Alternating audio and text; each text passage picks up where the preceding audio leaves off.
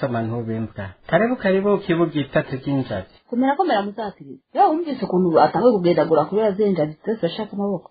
Abatambagaranye cyangwa bitwa ntibava amaraso nkawe. Uzobirwa ko n'ibirenge bishoye. None wewe umurikira he? Ku maradiyo yose n'imbuga kwaniro nta kindi kivuga. Guhohotera abantu. Kwabaye rubyino mwishwanje. Hajya rero ko harimo abamenyesha makuru nabo mu mashami yitwa ngo arigenga kandi agengwa n'abakoroni bazotwayagura n'icuya kibire mbarwaga abasatiriza abavuga nabo bazoranyagura materiya ya tubaha amazi babuze aho bandika tubaha kubona amakaramu hagera kuri abo bamenyesha makuru nabo bashenze bakorera abazungu hoho usanga isi yambaye amababa.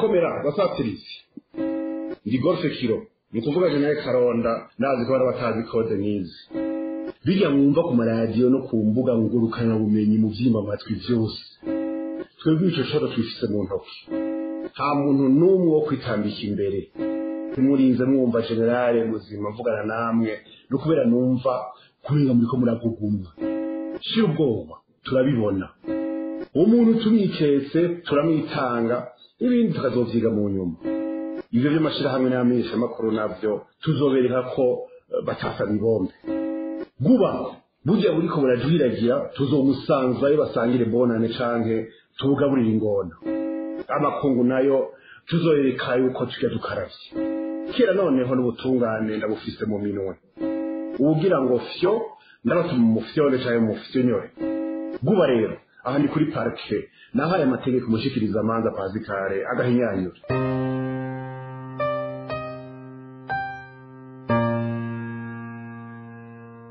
Journaliste Gateka Solange wagizwa guhungabanya umutekano w'igihugu kwifatikanya n'abifuza gutera igihugu kugomba kugerageza kwica umukuru w'igihugu mu kugumura abantu no mu gukwiragiza amakuru acafuza isura y'igihugu.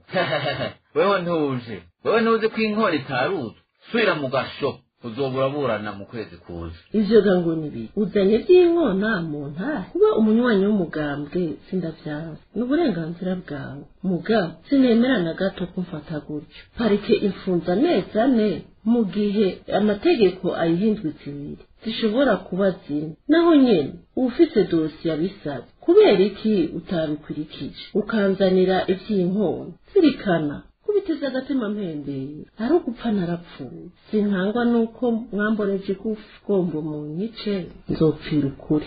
Ega naho nihagarara ko karabaye umutima uranyagiriza mugabo bakibungita na General Karonda boca abana mu busizi reka nkiza gatwe nta kundi. Allo mon general kadereye nyakuba Patrick ko ryo wiza kandi ndategetse jewe naho ndi general mfite amashuri 8 nimba utabizi nzi kurasa n'ibindi bisa n'ivyo urazi ko je ntavuga kabiri ico mvuze uracumba hitamo none ga mon general ndabinyegeza gute ko nanje bica binja kugata wesha Patrick none ugira n'ibindi bihano baguha zo gufunga gusa hanyuma niyo no gufungwa iriga nawe rabo wowe ufunzwe ishobora gukurayo ariko bagafunga jewe canke bakanyica ngena nakugaritse bakibukita niba gusi iriya kirapanze mon general Jean ndaguhaye amasaha 3 ube watoye kubikora ahandi ho ari wari yaruka nakare ingona wosanga zikumbuye akanyama k'umuntu reka ngerageze mugabo bajya abantu wicishije ni benshi abo maze guheza mu nzu bazompumira igereza ivyanyu byarahinyura ngicegera cutwara peshe naba neza huri wamaze gufatwa na wewe n'abasoda barimo ukanana barakurasa ubwo mu ruhanga umutahe wagushikiriye.